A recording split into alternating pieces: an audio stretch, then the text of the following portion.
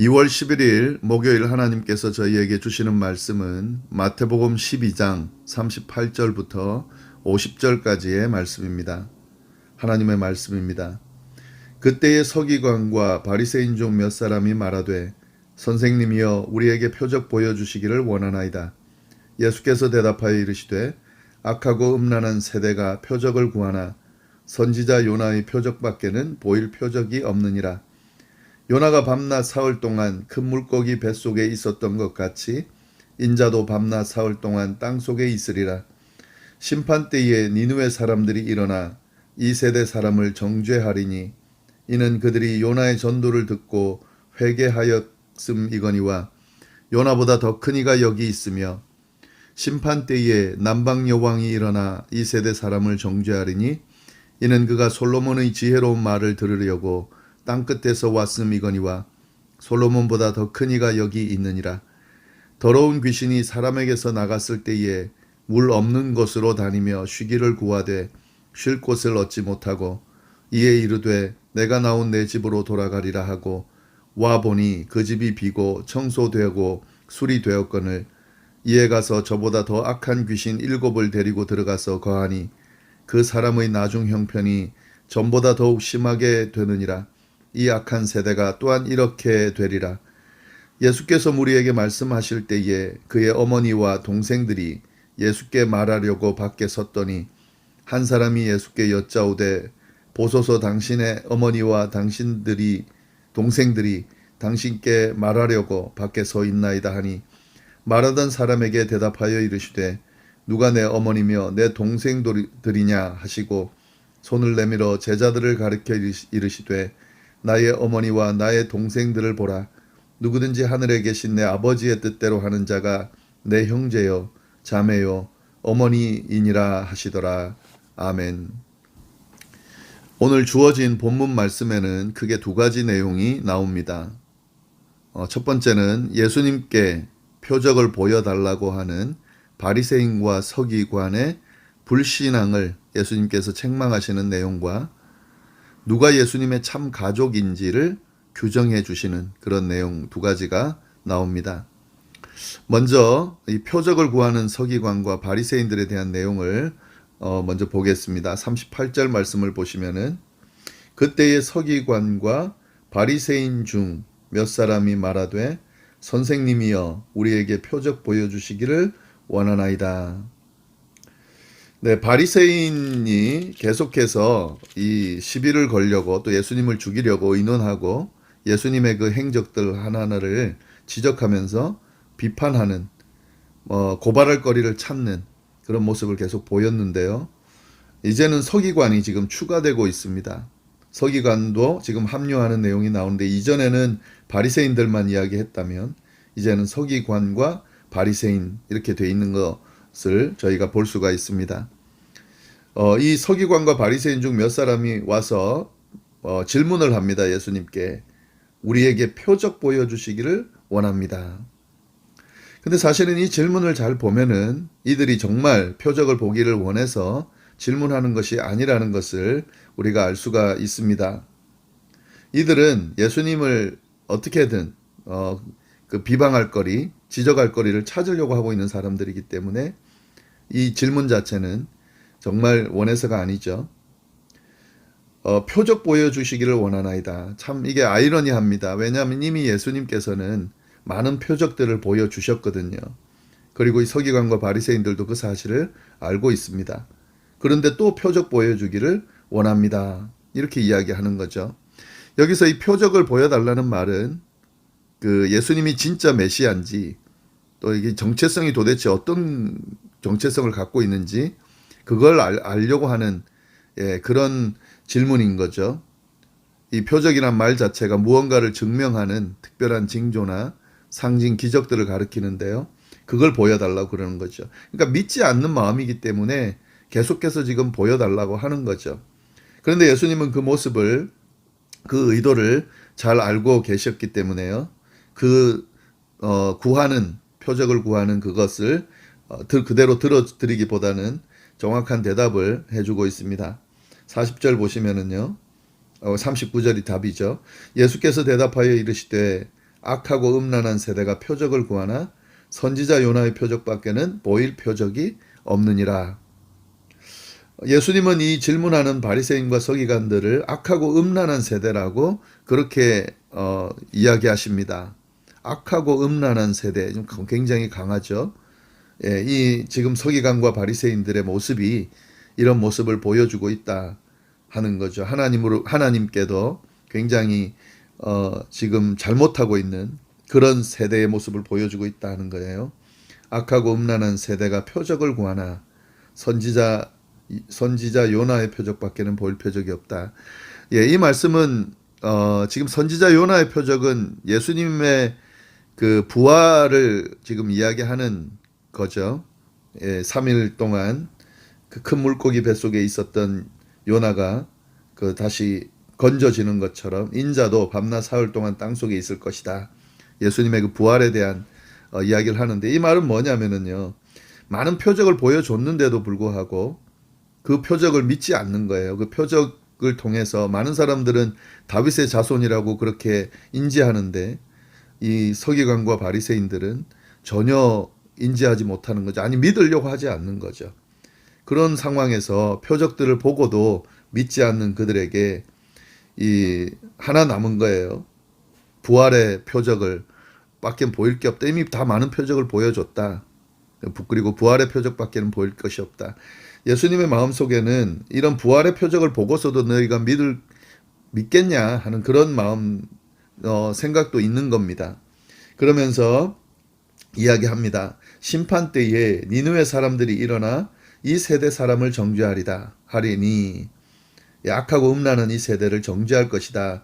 요나 때에 그 니느웨 사람들 그 사람들이 일어나서 이 세대 사람들을 심판 때에는 정죄할 것이다. 이렇게 이야기하는 거죠. 이 말은 뭐냐면 그 뒤에 나오는 설명이요. 이는 그들이 요나의 전도를 듣고 회개하였음이거니와 요나보다 더 큰 이가 여기 있으며 그러니까 요나가 전도했을 때 요나는 사실은 니느웨 사람들이 별로 마음에 안 들었습니다. 그들은 원수 같은 존재였기 때문에요. 그들에게 가서 복음을 전하고 그들이 회개하고 구원받는 것을 원하지 않았는데 하나님께서 요나를 억지로 끌어서 니느웨로 가서 그 말씀을 선포하게 했습니다. 선포할 때도 이렇게 성의껏 한 게 아니라 대충 그렇게 했는데 이 요나의 그 선포 복음을 듣고 니느웨 사람들이 진심으로 회개하면서 나와왔거든요. 그러니까 요나의 전도를 듣고도 이 니느웨 사람들이 회개했는데 요나보다 더 크니 메시아가 있는데도 메시아가 하는 말씀 또 기적을 보여줌에도 불구하고 믿지 않는 이 상황들을 심판 때가 되면은 니느웨 사람들이 그걸 보면서 웃을 거다 하는 거죠. 정죄할 거다 하는 거죠. 예, 그 이야기를 하고 있는 겁니다. 그리고 또 한 가지 예를 더 들고 있는데요. 심판 때에 남방 여왕이 일어나 이 세대 사람을 정죄할 거다. 이는 그가 솔로몬의 지혜로운 말을 들으려고 땅 끝에서 왔음이거니와 솔로몬보다 더 큰 이가 여기 있느니라. 예, 솔로몬 시대 때 남방 여왕, 땅 끝에 있는 남방 여왕이 솔로몬의 그 지혜로운 말씀, 그 소문이 나 있었잖아요. 그 말을 들으려고 땅 끝에서부터 왔습니다. 그런데 솔로몬보다 더 큰 이가 있는데 이 더 큰 이의 이야기를 안 듣는 거예요. 믿지를 않는 겁니다. 그러니까 남방 여왕이 심판 때에 일어나서 이 세대 사람을 정죄할 것이다. 정말 솔로몬보다 더 큰 이의 그 이야기를 듣지 않은 너희가 참 이상하다. 잘못됐다라고 그렇게 정죄하겠죠. 예, 이 이야기를 이 예들을 통해서요. 예수님께서는 하나님의 말씀, 예수님의 말씀, 선포되어지는 메시아의 말씀을 또 메시아를 통해서 주어지는 이 기적들을 보고도 전혀 믿지 않고 있는 것을 지적하면서 심판 때가 되면 반드시 그에 대한 심판을 받게 될 거라고 하는 이야기를 해주고 계십니다. 악하고 음란한 세대가 표적을 구하지만 믿으려고 하지 않는다. 예, 표적으로 믿는 게 아니죠. 믿음으로 믿는 거죠. 지금 이들이 구해야 될 것은 표적이 아니라 예수님께서 보여주신 그 표적과 아울러 말씀들, 예수님이 하신 그 말씀에 귀를 기울이고 또 예수님께서 보여주시는 그 모습을 통해서 예수님을 믿고 나아가야 되는데 그러지 못하고 있는 거죠. 이에 대한 심판이 분명히 있을 것임을 이야기하고 있습니다. 43절부터 45절 말씀, 네, 더러운 귀신 비유를 통해서 이 사람들에게 경고를 하고 있습니다. 43절 보시면은요, 더러운 귀신이 사람에게서 나갈 때에 물 없는 곳으로 다니며 쉬기를 구하되 쉴 곳을 얻지 못하고 이에 이르되 내가 나온 내 집으로 돌아가리라 하고 와보니 그 집이 비고 청소가 되고 수리가 되었거늘 이에 가서 저보다 더 악한 귀신 7을 데리고 들어가서 거하니 그 사람의 나중 형편이 전보다 더욱 심하게 되느니라. 이 악한 세대가 또한 이렇게 되리라. 이 악한 세대가 또 이렇게 된다. 어떻게 되냐면은요, 더러운 귀신 들린 사람의 비유. 그 더러운 귀신이 사람에게서 나갔는데 쭉 다니다가 마땅한 곳이 없어서 다시 돌아와 보니까 그 귀신 들렸던 그 사람의 모습이 너무 깨끗하게 된 거예요.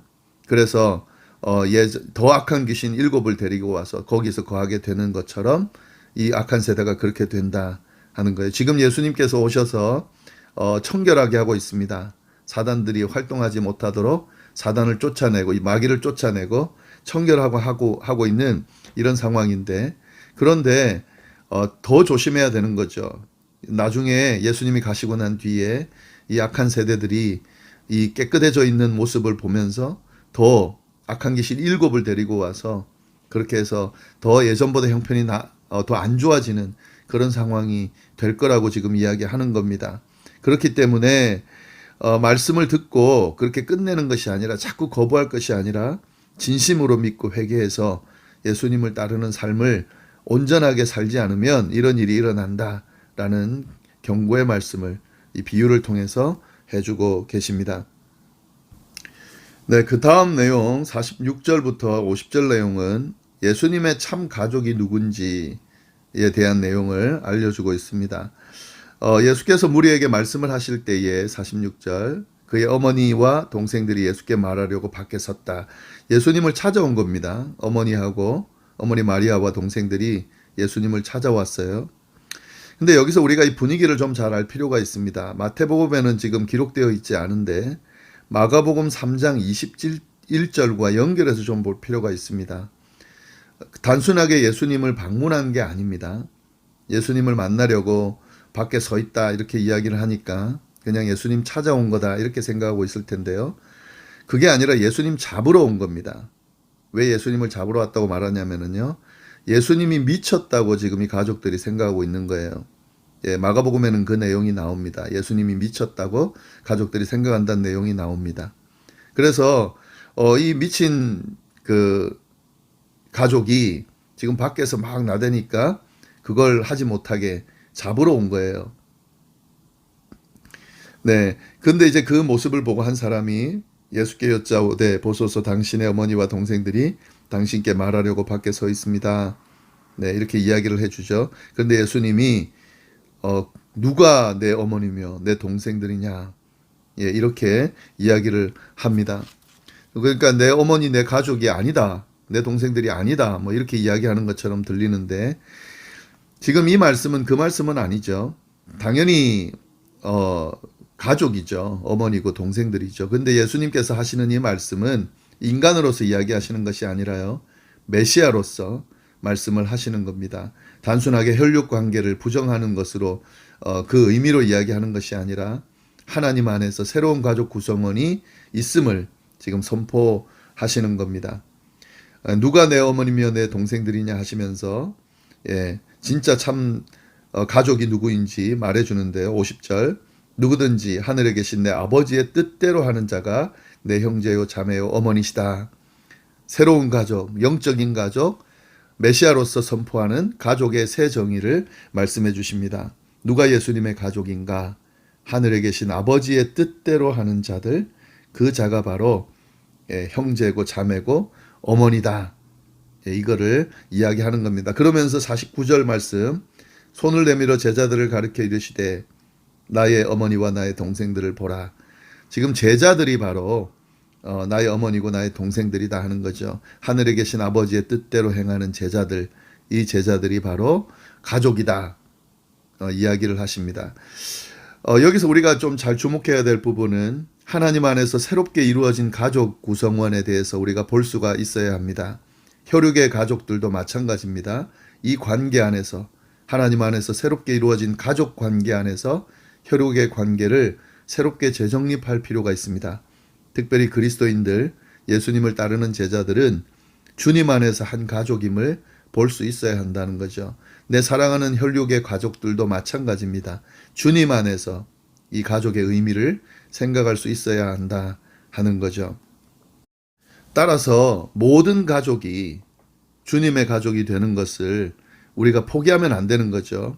지금 예수님 믿는 가족도 있고 가족 구성원도 있고 믿지 않는 가족 구성원도 있는 그런 상황인데요. 예, 주님 안에서 모두가 다 한 가족, 한 영적인 가족, 주님 안에서의 가족, 예, 가족이 되는 것을 우리가 포기하면 안 되죠. 그래서 끊임없이 기도해야 합니다. 영원히 함께할 한 가족이 되는 것이 중요하잖아요. 구원받은 한 가족, 하나님을 믿는 한 가족, 영원히 함께할 한 가족. 네, 지금 우리가 구성하고 있는 혈육 가족도 포함된 그런 새로운 가족의 그 모습을 우리가 생각하면서 그렇게 이 안에서 이 세상에서의 참 가족을 이루어가는 것이 참 중요하다 하는 거죠. 네, 오늘 말씀, 오늘 두 가지 말씀을 보면서 우리가 생각해야 될 부분은 나의 신앙은 이 서기관과 바리새인들처럼 표적을 구하는 신앙은 아닌가. 예수님의 정체성을 바로 알고 그의 말씀을 그를 믿고 말씀을 온전히 행하고 따르는 그런 신앙인의 모습인가? 아니면 단순히 표적만을 구하는, 표적이 있으면 믿고 없으면 믿지 않는 그런 신앙인의 모습은 아닌가 하는 것을 돌아볼 필요가 있고요. 나는 정말 예수님의 가족인가? 예, 하는 것을 돌아볼 필요가 있습니다. 나는 정말 하나님의 뜻대로 행하는 가족 구성원, 그 구성원 안에 포함되어 있는가 돌아볼 필요가 있고요. 그리고 그 가족 구성원 안에 나의 가족들, 또 사랑하는 사람들이 포함되어져 있는가 볼 필요가 있습니다. 혹 그렇지 못하다면 빨리 그들이 하나님의 가족 구성원 안으로 들어올 수 있도록, 그래서 구원받은 하나님을 믿는 영원히 함께할 가족 구성원이 될 수 있도록 우리가 기도하고 또 그들에게 복음을 전할 필요가 있다 하는 거죠. 네, 오늘 말씀 좀 잘 다시 한번 돌아보시면서 읽어보시면서 그 뜻들을 새기고 또 제가 질문 드린 그 부분들 한번 돌아보면서요, 답을 좀 잘 정리하실 수 있기를 바랍니다. 그리고 이 말씀을 기준으로 오늘 하루도 살 수 있기를 바랍니다. 기도하겠습니다. 하나님 아버지 감사합니다. 오늘 주신 말씀, 그 말씀 안에 담겨져 있는 의미들 잘 새길 수 있도록 인도하여 주시고, 우리는 표적을 구하는 신앙인이 아니라 온전히 주님을 믿고 따르는 그런 신앙인들의 삶을 살 수 있도록 인도하여 주옵소서. 그리고 예수님 안에서 새롭게 구성된 참 가족의 의미를 잘 새기면서 주님, 그런 가족을 이루며 우리가 그렇게 풍성하게 살아갈 수 있도록 인도하여 주옵소서. 아직도 하나님, 우리 사랑하는 혈육 관계들 중에 또 사랑하는 친구들 중에 아직도 이 가족 구성원의 원안에 포함되지 못한 사람들이 있다면 하나님 함께하여 주시고, 늦지 않은 시간에 모두가 다 예수님을 믿고 구원받는, 그래서 영원히 함께하는 한 가족을 이루는 그런 삶을 살 수 있도록 인도하여 주옵소서. 함께하여 주시기를 간절히 바라고 살아계신 예수님의 이름으로 기도드립니다. 아멘.